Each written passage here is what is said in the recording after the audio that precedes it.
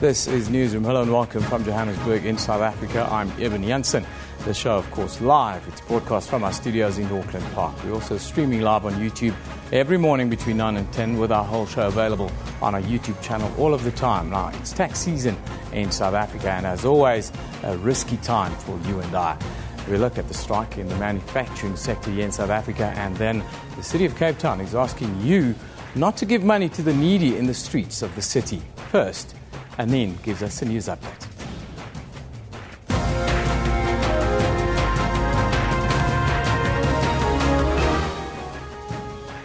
Good morning, I'm Anindo Mal. Let's take a look at the stories making headlines today. Murder-accused Oscar Pistorius has confirmed he was involved in an altercation at a Sandton club over the weekend. Pistorius has said in a statement through his PR team that a man approached him and aggressively engaged him on matters relating to his trial. The two men started to argue and Pistorius left the club a short while after. Officials at the club, however, have denied that there was altercation, saying they are not aware of it happening. Final arguments in the case are expected to be handed down on the 7th of next month. Cross-examination of former Police Minister Nathi Mthethwa is expected to continue at the Farlam Commission of Inquiry in Centurion today. Yesterday, Mthethwa defended his actions during the Marikana unrest almost 2 years ago when 44 people died, including 34 strikers who were shot by the police. The National Union of Metal Workers, NUMSA, is expected to meet today to consider intensifying their 2-week-long strike in the steel and engineering sector. Yesterday, car giant Toyota said it was forced to suspend production at 2 of its lines in Durban as a result of supply chain problems due to the strike. Employers have in the meantime said the current offer on the table, which is 10% in the first year, 9.5% in the second year, and 9% in the third, is all they can afford. President Jacob Zuma and Archbishop Desmond Tutu have conveyed their condolences to the family and friends of the late Nadine Gordimer. The 1991 Nobel Prize-winning author died in his sleep at her Johannesburg home on Sunday at the age of 90.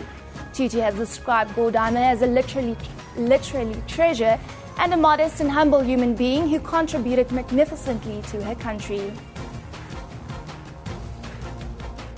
Brazil's Football Confederation says it has accepted coach Luis Felipe Scolari's offer to resign along with his backroom team.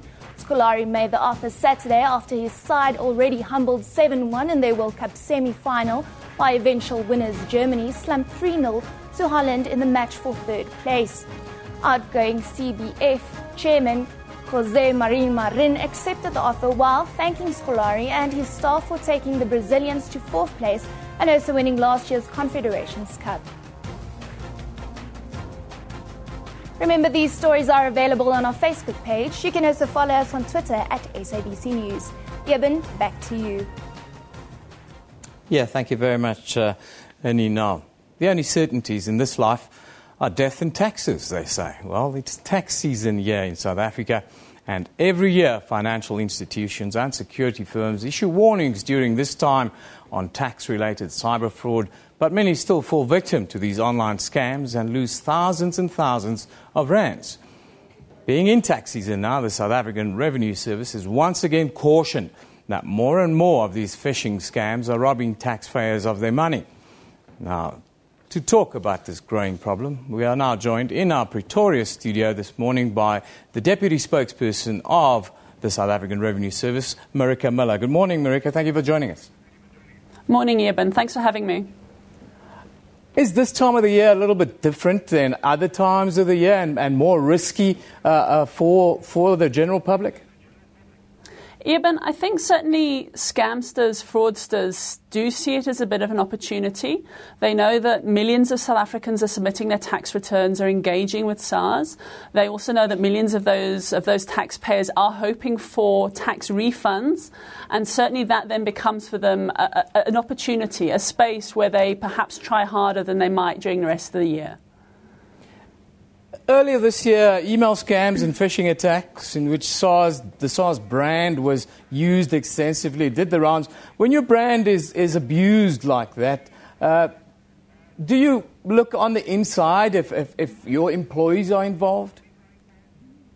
Look, the investigations into any phishing scam would include not just SARS, but also the South African Police Service and any other sort of branch of law enforcement, Financial Intelligence Centre, that sort of team. As a rule, we're fairly confident the general phishing scams, the emails people get, the SMSs they get, we're pretty confident those aren't SARS staff.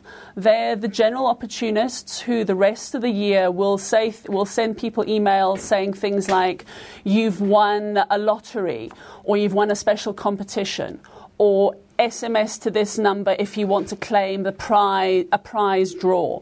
So they take SARS. SARS is one of their themes, you could probably say, on an annual basis. We don't think as a rule that our staff are involved, but we always check. Which are the ones that people should be on the lookout for now, or is it quite generic? Look, they're pretty generic. Quite often you can sort of alternate between the scams, the banking scams, the SARS scams, the competition scams. Often what you'll see in an email that's specifically using SARS as an attempt to scam you will be something along the lines of, dear taxpayer, you have received a refund of X amount. Usually it's quite specific, 4,963 Rand and 2 cents. To ensure the refund is paid to you, please click on this link. And that is, we say always to people, that's the first sign of a problem. SARS is never going to ask you to click on a link in an email or to send your password or PIN or any of that information through to us. If you're going to have a refund or there's any other communication we want to do with you, we'll do it through a formal letter, we'll do it through e-filing, or we will indeed call you. But certainly any email, any communication that says click on this link, that's your first red light, and the advice is just don't. The worst cases that you are aware of at SARS now, can you give us one or two maybe? Look, Eben, there's actually two sets of scams, of fraud attempts that we're on the lookout for throughout the year, but especially in tax season. The one is the standard phishing attempt, and that's something that that gets referred to the SAPS. We say to anybody who is conned by that, who loses money to that, the crucial thing is to report it to SABC, because then they'll be able to investigate it properly. So that's the first one, is the email that says, please click on this link, give us your details, and usually that becomes a standard phishing scam. People try and access your bank account. That's a straightforward, report it to your bank, report it to SABC, and then they can take it further. The second one, and it's something that we emphasize a lot because it's not as straightforward, it's not as obvious, is when people approach you as a taxpayer. So they'll come to you and say, Eben, we know you want to submit your tax return this year. We know you're keen to get a refund. I mean, the economy is difficult. We know the refunds are important to people. So someone will approach you and say, give me your tax details, give me your tax number, give me your e-filing login, and I will not only just submit your tax return for you, I can guarantee you a refund. And all you, Eben, have to do is promise me 20 or 30% of that refund in return. And that is blatant tax fraud. It's something that we come across a lot. And what will happen there is someone will take your details, they'll submit a fraudulent tax return on your behalf. Generally what they'll crook is medical aid details, travel details to ensure you get that refund. They'll then take 20 or 30% of that and disappear onto the next victim. But what then happens is when we bust them, when we catch the syndicate, not only do we press criminal charges of tax fraud against the people who did it, but we'll come back to you and we'll say, we need our money back, please. Finally, Marika, what measures are you putting in place and what's the message to the general public? The principal message this tax season, every tax season, and I think indeed for most financial institutions, is if it sounds too good to be true, it will be. If you're not expecting a refund, if you're not expecting a prize, if you don't think you should be getting this kind of money, rather call SARS, check in with our contact centre, and they'll tell you for sure what's happening. Don't take any chances. Thank you very much for joining us today. That's the Deputy Spokesperson of SARS, Marika Miller, and the message is quite a simple one. If it sounds too good to be true, it usually is, and it'll be at your expense. Now, A labour strike by the National Union of Metal Workers of South Africa, NUMSA, has entered the third week with no sign of any breakthrough in the negotiations.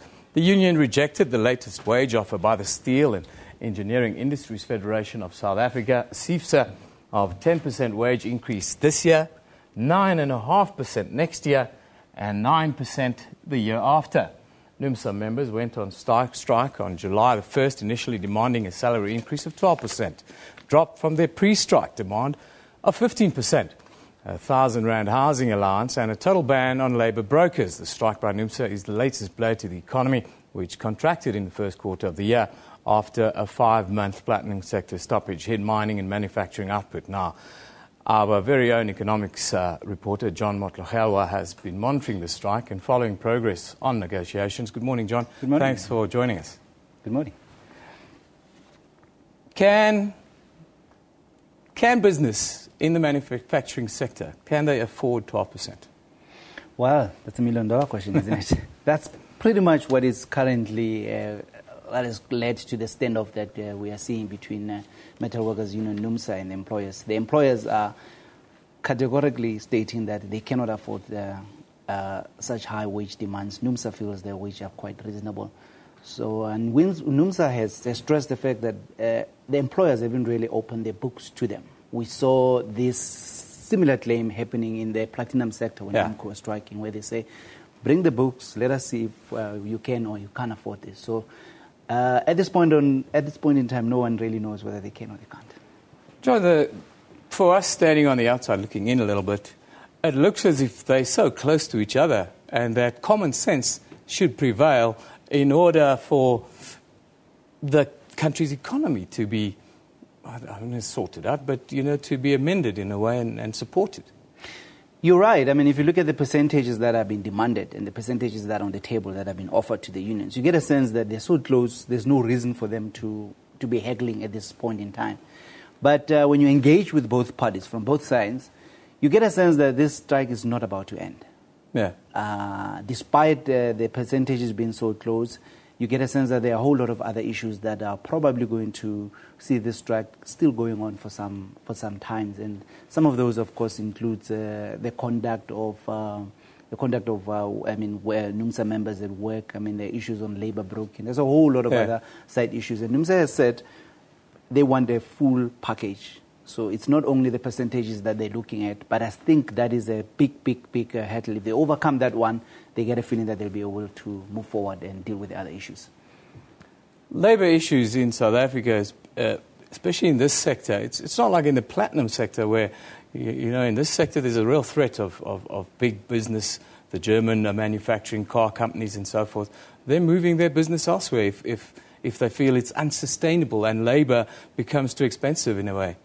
Yes, I mean, the difference with this sector, I mean, it's in the manufacturing sector and the mining sector. It's because the manufacturing sector is very export-oriented. I mean, the goods that we manufacture here are sent elsewhere.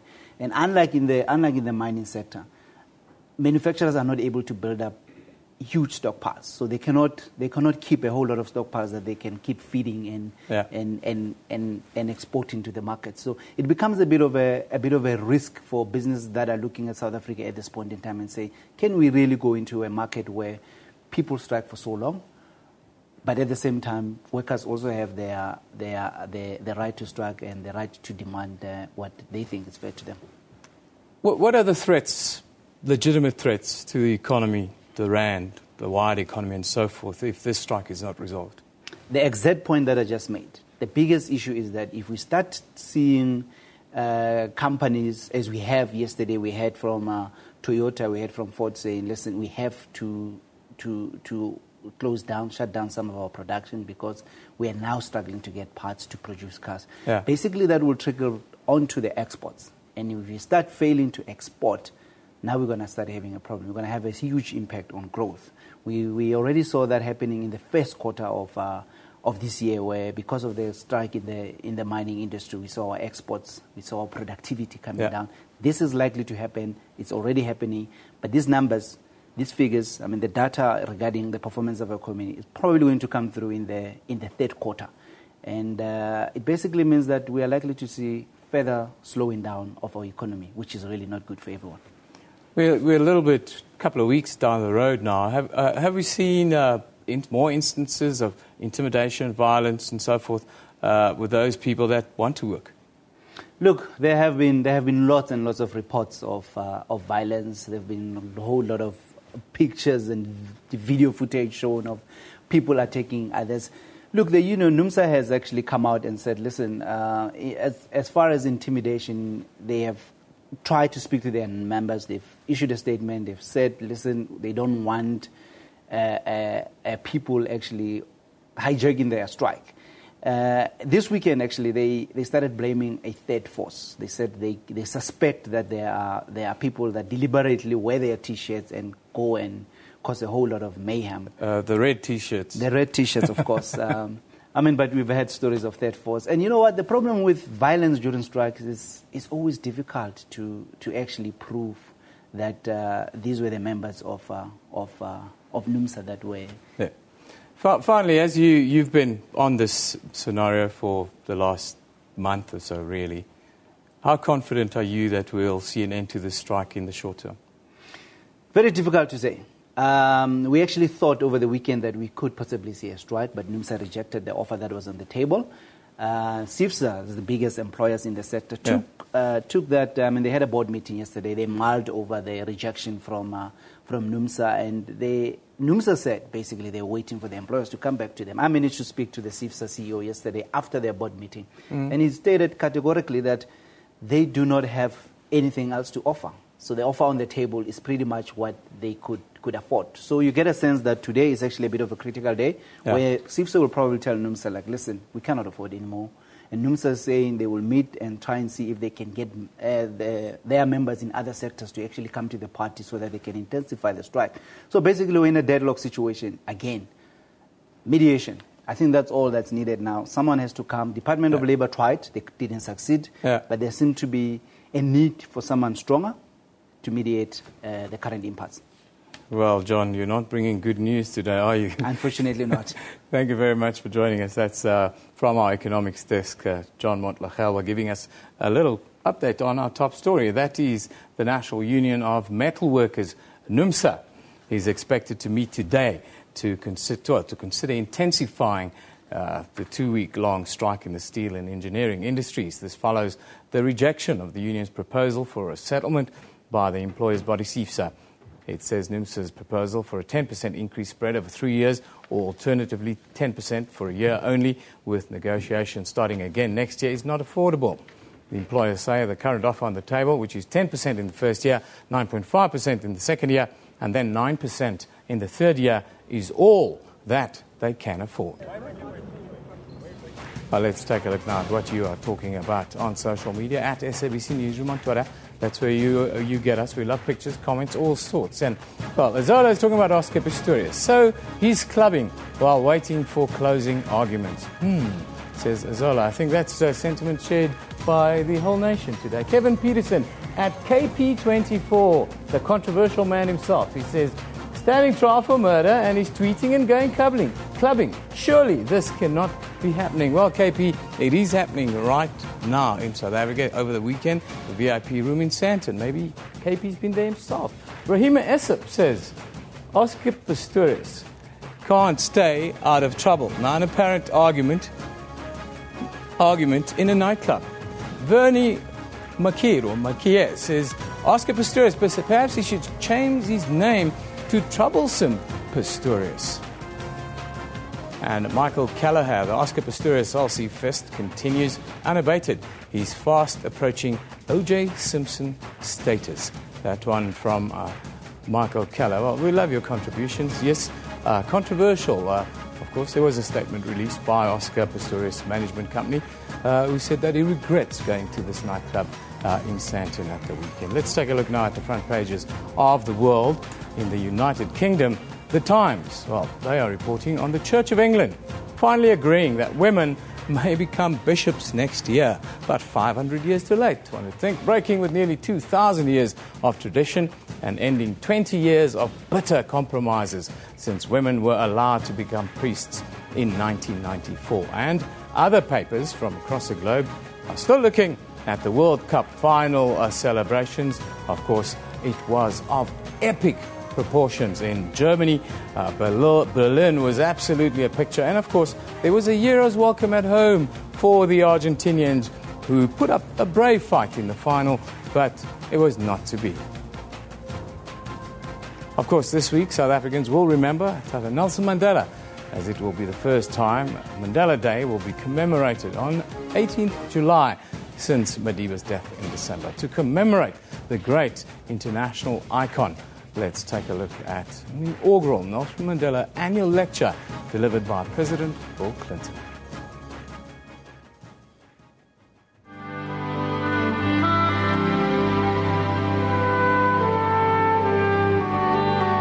Like the old man in Dylan Thomas's famous poem, he refused to go gentle into that good night.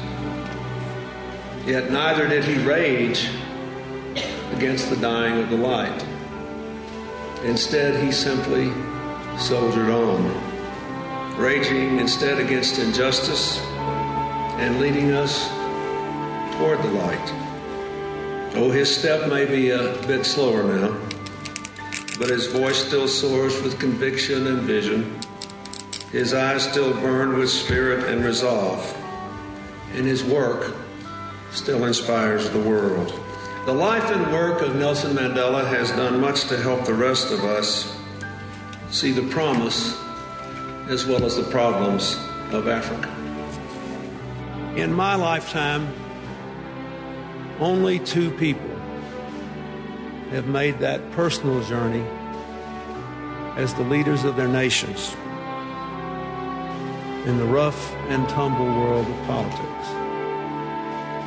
Mahatma Gandhi and his worthy successor, Nelson Mandela.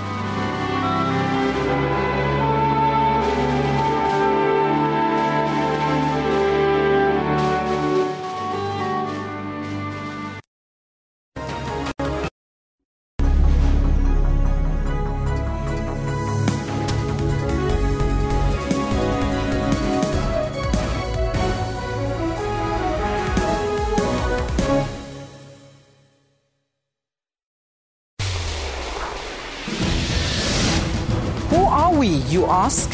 This is who we are. We are technologically driven.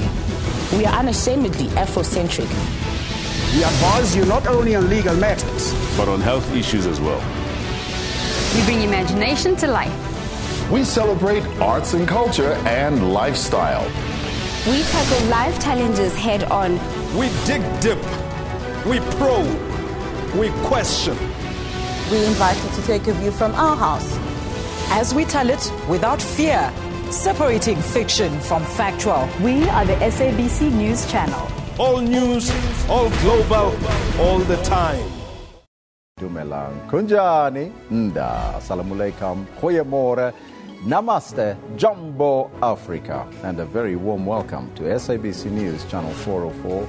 South African Revenue Service has upheld its impressive record of collecting taxes. SARS collected about 86 billion rand more in the fiscal year compared to the previous year. The message we want to communicate is that government must also live modestly, and that when we're looking at these sorts of issues, modesty is an important message to communicate to the public. That's AM News, daily at 10 a.m. on SABC News.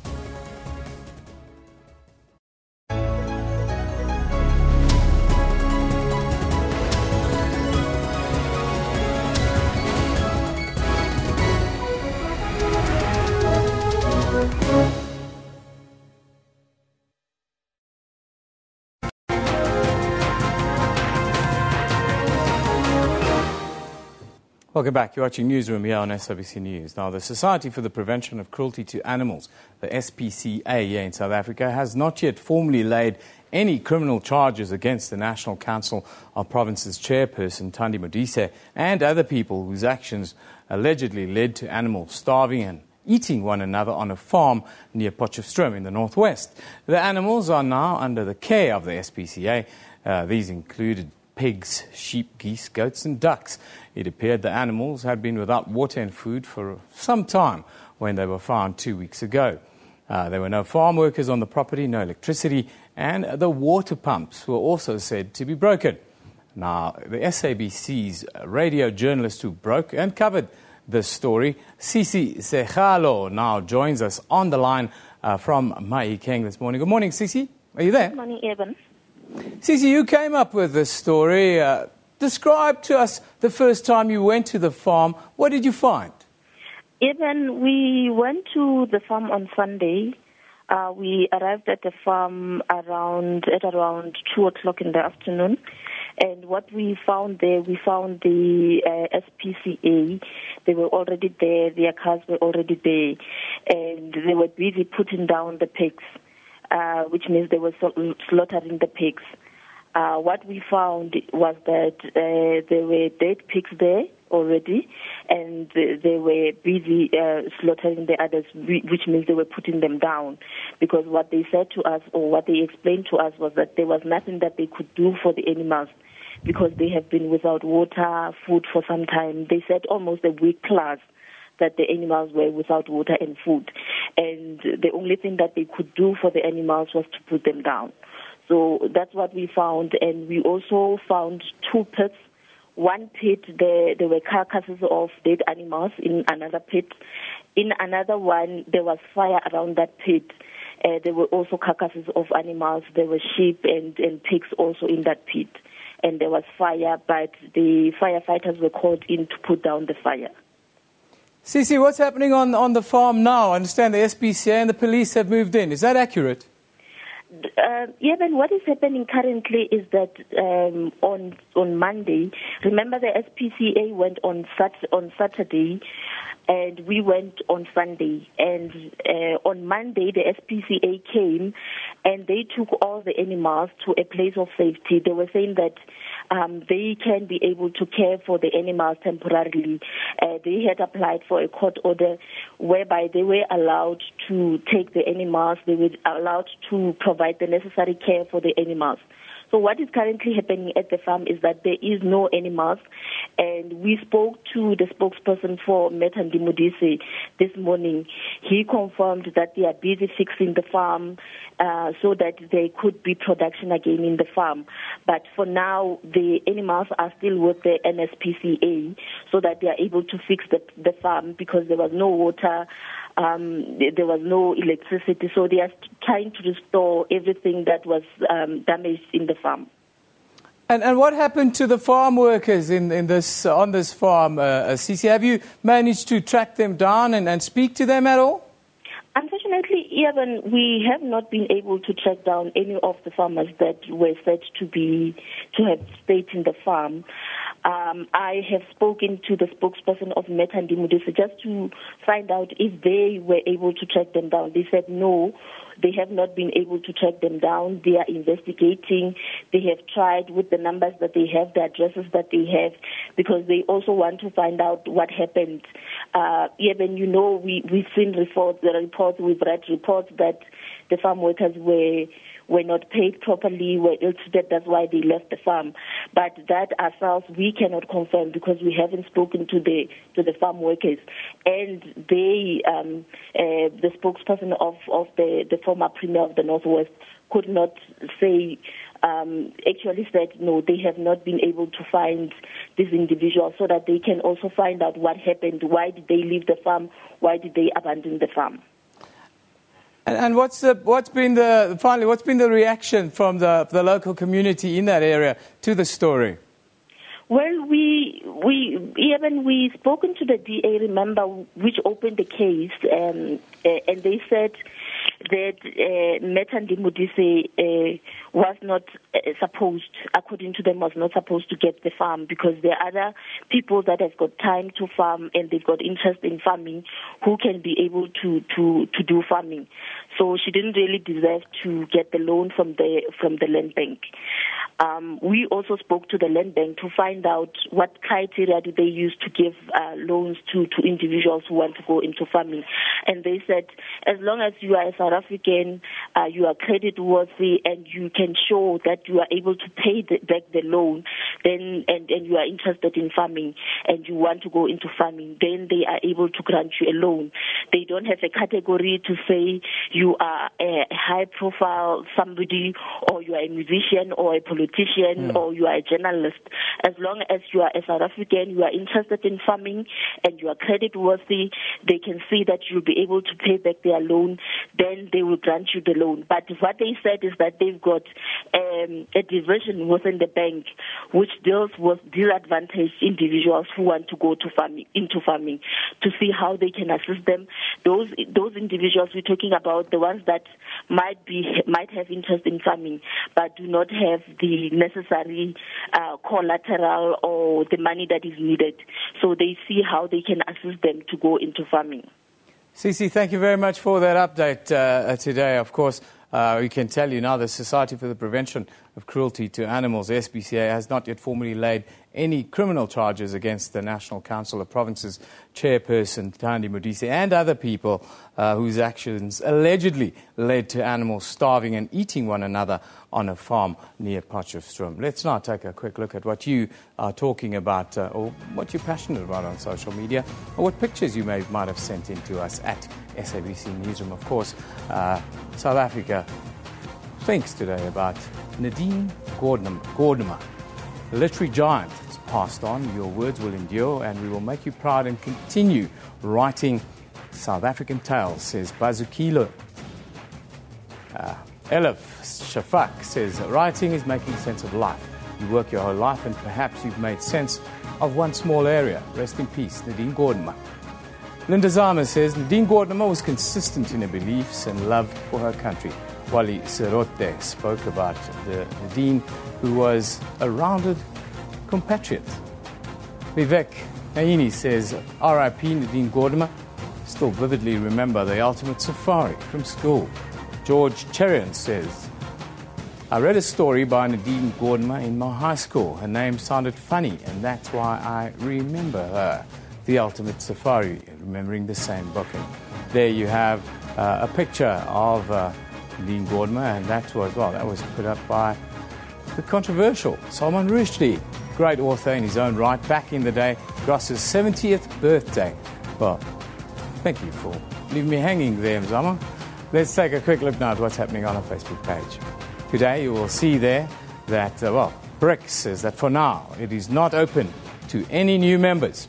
That was the message from the country's chief diplomat ahead of the official opening of the two-day BRICS summit in Fortaleza, Brazil. You can also read more on Western Cape Premier Helen Ziller, who's expected to brief the media in Cape Town on the Liwanle inquiry later today.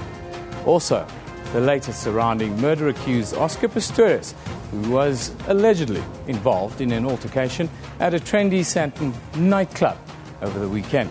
You can find all those stories and more on our Newsroom Facebook page. You're watching Newsroom right here on SABC News. We're going to take a short break.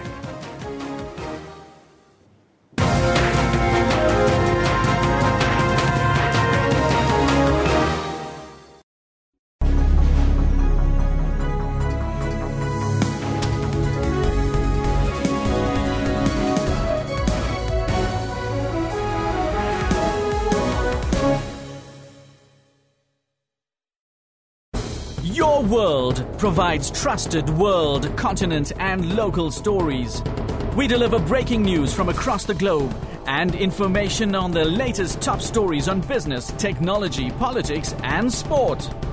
Analysis of the big global business and economic issues as they affect consumers and investors. Make sure you don't miss Your World, weekdays between 11 and 12 midnight. We keep the nation fully informed. I once saw a flower blossom through 27 prison bars of yesterday's unjust flames. I felt an old woman's anticipation for the country's first open elections. And I heard the loud celebrations of that flower's historic inauguration. I was there when Unity sang of how the Springbok never held anything back, and we saw a first-time band of 11 men, Shibobo possibility throughout the land. At the foot of Africa, time remembers how truth can reconcile a people. We carved our name into space, and on the world stage, our art stood united. When we blow that vuvuzela, the whole world goes into a trance. And even in that tearful hour of the flower's separation, we are a people who see the music and hear the flowers dance. SABC, sharing 20 years of inspiration.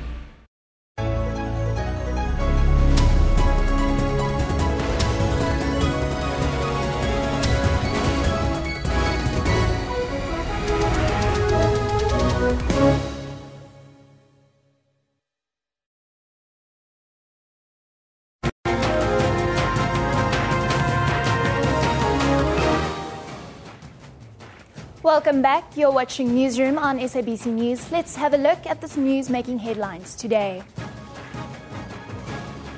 Murder-accused Oscar Pistorius has confirmed that he was involved in an alteration at a Sandton club over the weekend. Pistorius has said in a statement through his PR team that a man approached him and aggressively engaged him on matters relating to his trial.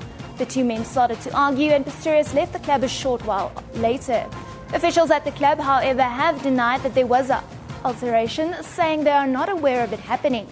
Final arguments in the case are expected to be heard on the 7th of next month. Cross-examination of former Police Minister Nathi Mthethwa is expected to continue at the Farnham Commission of Inquiry in Centurion today. Yesterday, Mthethwa defended his actions during the Marikana unrest almost 2 years ago, when 44 people died, including 34 strikers who were shot by the police.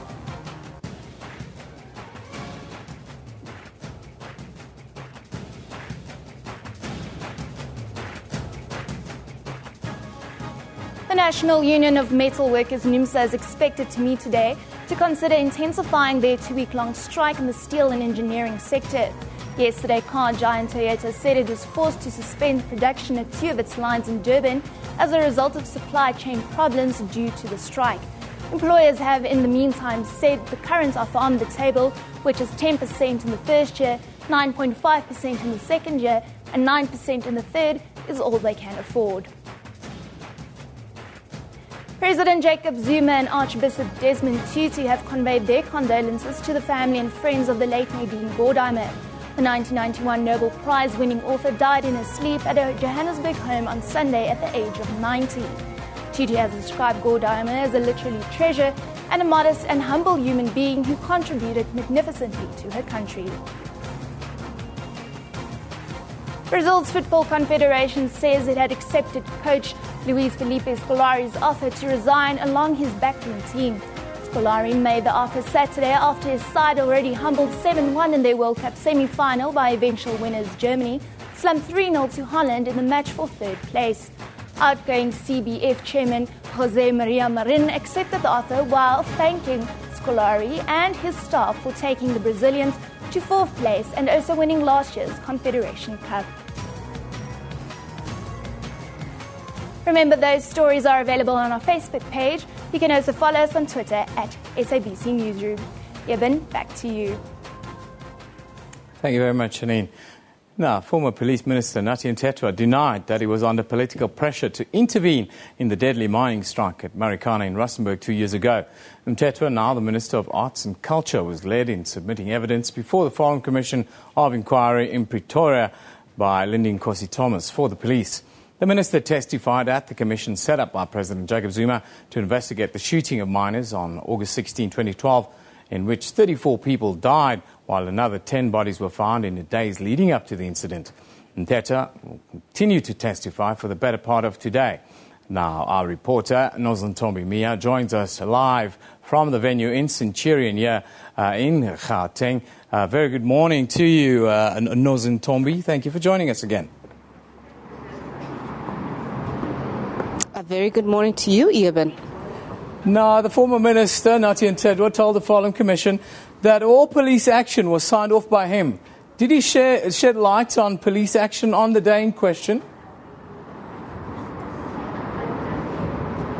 Well, he certainly did tell the Farnham Commission that overall, all police action was definitely signed off by him, but he had absolutely nothing to do with any operational contingency plans or any operational plans that were done by the police. Now, to explain this, he says that he, as an overall body, as the umbrella body, the one person who's responsible for the policing ministry, he had a say as to whether or not police should go in and resolve the situation. But in terms of on-the-ground action that was done by the police officers, how many guns were used, how many police officers were distributed to that Marikana area, he had no say whatsoever in any of that. So he's covered his back very cleverly in explaining that as an overarching body, as the Minister of Police back then, he was the one that was ultimately responsible, but he had no say on exactly what happened on that day, on the 16th of August,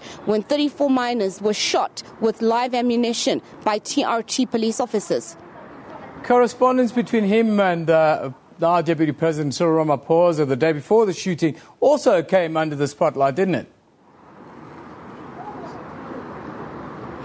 Definitely, that email correspondence from now Deputy President Cyril Ramaphosa. Back then, he was a Lonmin shareholder, and he'd sent that email to the rest of the Lonmin shareholders to explain that he had spoken to Nathi Mthethwa, he had spoken to then Minister of Minerals and Resources Susan Shabangu, who was due to brief the President in Cabinet and escalate the matter so that the situation becomes resolved. That's been a very controversial email that Cyril Ramaphosa has had sent a day before, and a lot of speculation has arisen out of that particular email.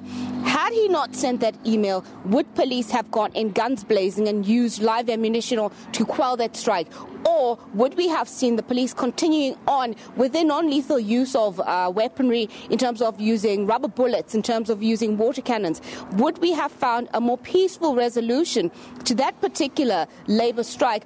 Or would it have ended up in the same situation with even more deaths?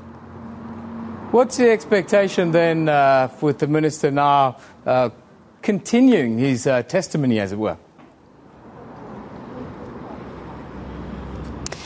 Well, with his testimony that is expected to happen throughout the rest of the day today, you will remember that he has given his evidence in chief on the main yesterday. Today, the bulk of what's going to happening will be the cross-examination.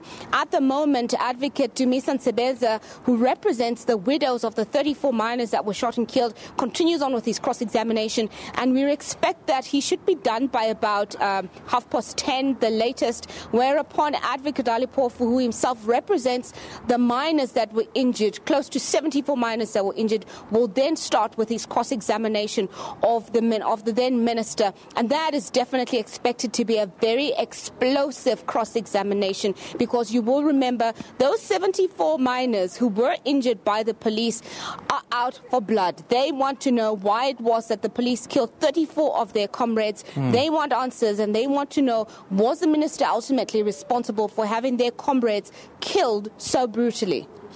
And then, of course, I'm sure that police training will be a central focus of this cross-examination as well, then.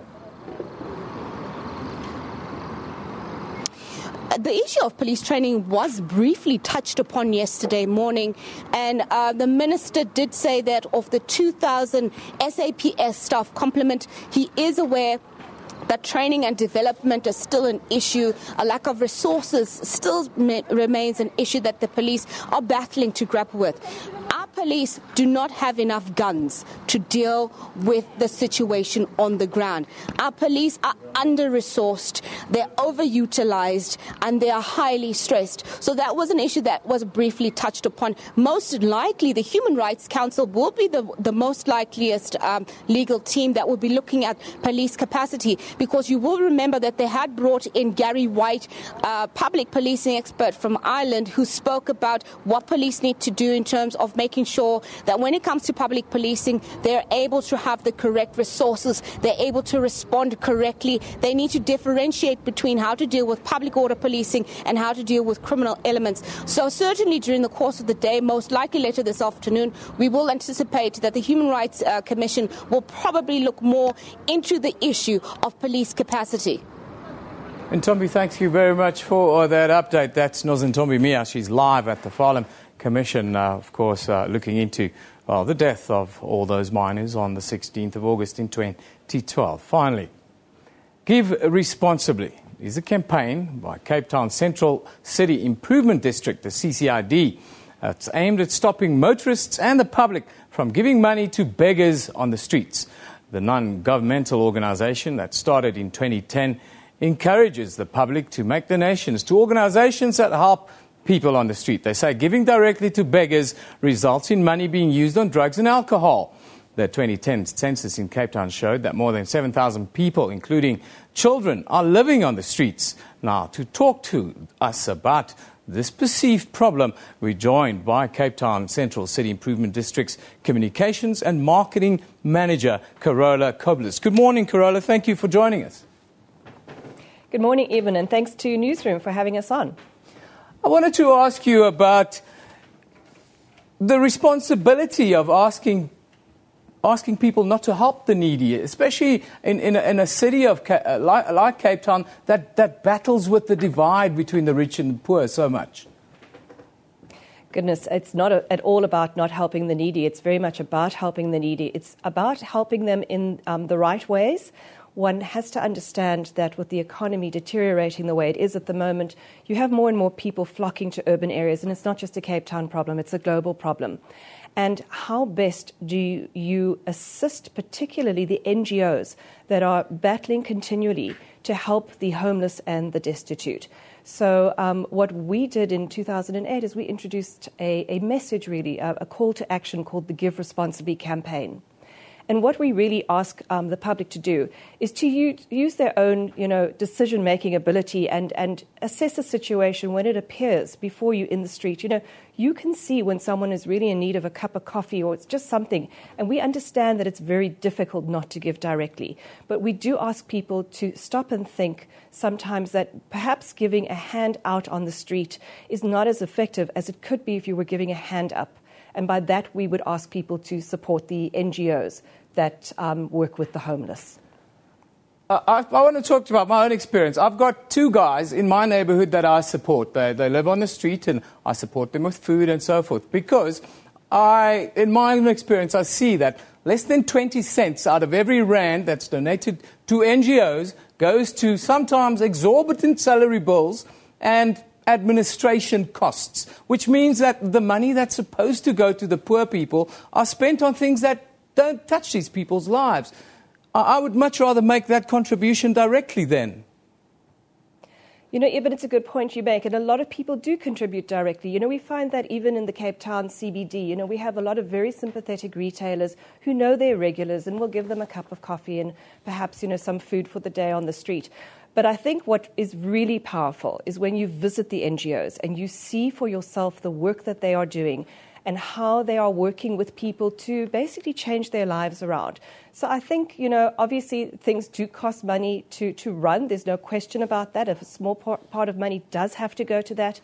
But when you work with NGOs like the ones we work with in the CBD, whether it's the Homestead for young street boys, or whether it's Ornsplek for young street people, young girls, or whether it's Salesians Institute. If you see how these places themselves are struggling and how they can make so much out of so little with what they have, I think you would get a greater appreciation for the work of many NGOs. They really are out there to do a good thing.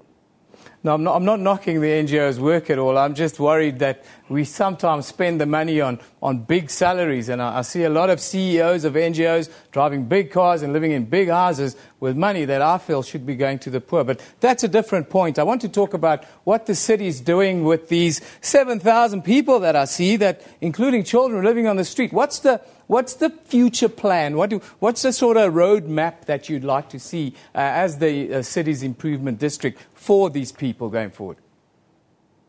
Well, obviously, the city of Cape Town itself is working very hard with the Western Province in particular, their departments of social development, to try to find solutions. And Eben, I wish I could tell you what the solutions are right now. We don't have them. What we do have in our own area where we work in the CBD is we've found in our area and in the surrounds, we've had about 560 people on the streets now for a number of years. Funny enough, the numbers haven't really changed that much. What we find you can do, and it's particularly important to people who find themselves on the street within a matter of days, if you can get to them when they first arrive, you will have a far greater chance of making a difference and being able to turn their lives in a different direction. You obviously have problems of chronic homelessness. We've seen people on the streets of the central city who've literally been there for many, many years, and the streets are their homes. But I think what the team that I work with at the CCID, the social development team, try very hard to do is to intervene, particularly when people are coming onto the streets for the first time. And there are many reasons why people end up homeless. And one thing that's really important to understand is not everyone who is homeless begs, and not everyone that begs is homeless.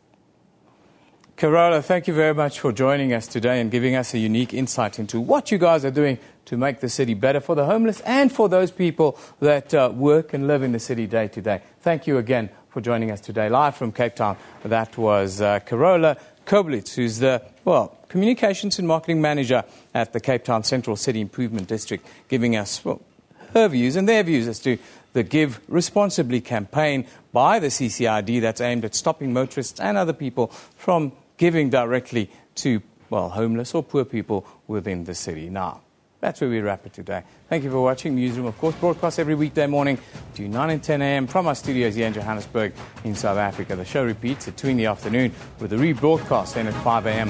the following morning. We're also live on YouTube at that time with the whole show available on our YouTube channel. This is SABC News. You've been watching Newsroom. We love it in the morning.